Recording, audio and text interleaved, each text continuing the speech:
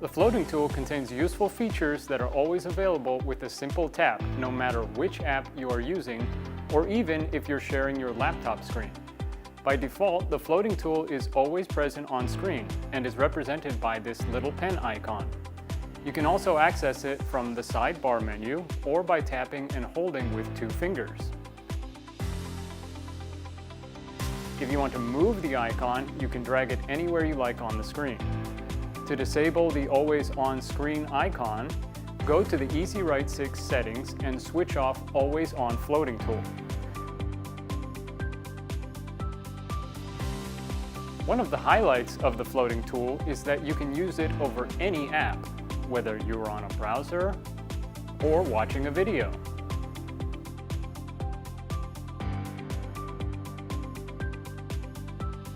Or using a specialized app. It even works when you are sharing your computer screen, making the floating tool a very versatile feature for teaching. Now, let's see which tools are available. The floating tool enables you to annotate on the screen in different colors, highlight text, point out important information with the laser pointer, and erase any of your previous annotations. Next, you have the toolbox that lets you access a calculator, timer, stopwatch, scoreboard, random draw tool, and spotlight.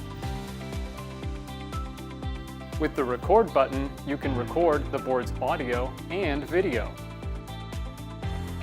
The camera button lets you take a screenshot of the entire screen or part of the screen with an intuitive selection tool, and also lets you freeze the image on the screen. The Select button enables you to interact with the screen again instead of annotating.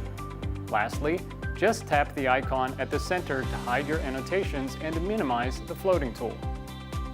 That's it for this video on the floating tool. If you want to learn more about the EDLA BenQ board, check out our other videos. Thanks for watching.